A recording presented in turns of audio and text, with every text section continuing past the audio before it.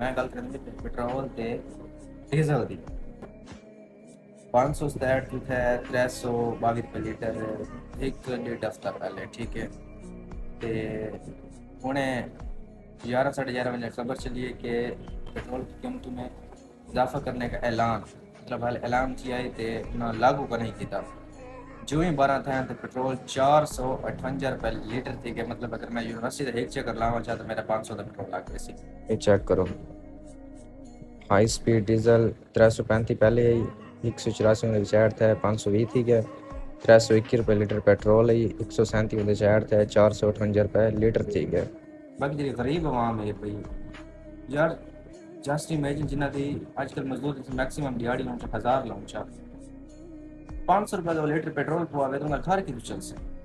या बाकी भी पाकिस्तान में जितने कंपनी ने पहले वो सारा ठेका गरीब आवाम चाहे हुए। दोस्तों तो आपको ताज़ा तरीन अपडेट देना चाह टाइम फिर पे कितना था 12:35 था। उन्होंने एक ऐसी न्यूज़ आई है ना दिल को नहीं झटका लगे उस्ताद सोच के सुन के तुसा हैरान परेशान थे पर जरूर तुसा वीडियो देखो तब पता लग गया उसी में किस चीज़ की गल करना पे मैं गल करना पे पेट्रोल ते डीजल दी 567 जो है 322 रुपये लीटर एक डेढ़ हफ्ता पहले ठीक है। ते हुणे 11 साढ़े 11 बजे खबर चली है कि पेट्रोल की कीमतों में इजाफा करने का मतलब फैसला नहीं पेट्रोल की कीमतों में इजाफा करने का ऐलान मतलब हाल ऐलान किया है तो ना लागू का नहीं किया। जो ही 12 था तो पेट्रोल 458 रुपये लीटर थी कि मतलब अगर मैं यूनिवर्सिटी एक चक्कर लावा चाहता मेरा 500 का पेट्रोल लाग गया। हिसाब ना तो मैं मुझे भाला छोड़ा पड़े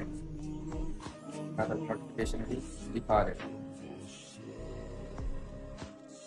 ये चेक करो। हाई स्पीड डीजल 335 पहले आई, 184 में रिचार्ज था, 520 थी गया,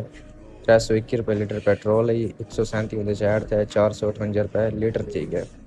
पेट्रोल की नई कीमत 458 रुपये फी लीटर कर दी गई। ये हाल है या अभी सब नहीं समझ आती। मैं वन के प्रोशन ऐप खोले मैं देखा भी टिकटा अगर थीमिया पई मतलब ओपन कर रखी हैं तो हो सकते हैं कि मैं उठा की जरी ऐप खोली तो उठा आता भी नो सीट्स डेट्स अवेलेबल मतलब भी ना भी 12 बजे सीट्स क्लोजिंग कर दी थी ऑनलाइन पैसा ना के वास्ते कि ऑनलाइन करना जो शेड्यूल पे तो पहले पैसा आई पिया पहले टिकट आई पी जैसे नवे नवे स्टार्ट पे रेट रही था टिकट आई पई 2200 321 है तो 2600 458 तो सारी टिकट 3504 का मतलब घर वाले पेट्रोल मतलब टिकट हो सी खुदा दा खौफ करे हुकूमत पता नहीं क्या समझी करिए चलो असा अफोर्ड कर सकते मान सकते आ सकते हैं जरा के 250 300 लगते होंगे फिर 200 बाद लग सी खैर असा मंडवा दे दीवार मतलब हफ्ते ट्राइड बना यूनिवर्सिटी इतना मजा कर बाकी गरीब आवाम है भाई यार जस्ट इमेजिन जिन्हें दी आजकल मजदूर मैक्सिमम दिहाड़ी लाउंचा 1000 लाउंचा 500 रुपये का लीटर पेट्रोल पवावे तो घर की चल से कि जेरा भी कम हिंदा पे पाकिस्तान दे विच मैं गल ना करना चाहता लेकिन बात में मेरा दिल है मैं इस चीज़ पे गल करा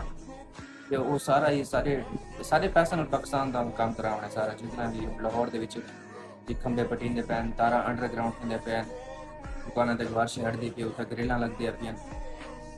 तो ये जेह्ड़ी दुकान ते कोई सिस्टम बनदा पे उस दुकान वाले कन्नै पैसे किते वंदे ना खूबसूरती दे विच अगर दुकान की खूबसूरती बढ़ती पे तो कस्टमर की मतलब जी दुकान है उनका फायदा है पिया ना या बाकी भी पाकिस्तान में जितने काम किए पैन वो सारा ठेका गरीब आवाम चाहे हुए तो खुदा का खौफ करो यार इस चीज़ से गल करनी चाहिए एक बंदे गल करना पूरी जे सारी आवाम कट्ठी की गल करे तां ही कोई हल निकल सकता है फायदा निकल सकता है। हूँ मैं अपनी यूनिवर्सिटी 11 किलोमीटर दूर हाँ मेरे एज भी दोस्त इन पे जो 45 मिनट 1 घंटा 2 घंटे की ड्राइव तो भी आने डेली जिन्हों का घर नाल पतो की है पिया या नाल जो शहर कसूर है पिया उठू जो आते भाई डेली अस आऊँ डेली आऊँ वो ट्रैवल करके आते हैं तो उन्होंने क्या कसूर है पिया वो इतने पैसे डेली दे अफोर्ड कर सकते हैं जो अगर 500 किराया भर के आते तो 1000 भर के आ सकते 1200 भर के आ सकते पहले ही इतने ज़्यादा फीसा इन पई होस्टलों के खर्चे खाण पीण के खर्चे ये तो मैं चलो अपनी गल करना पियाँ कि सारे ये हाल है पियाँ तो भी जी गरीब आवाम है क्या हो इस चीज़ से सारा गल करनी चाहिए सारे रल के गल करो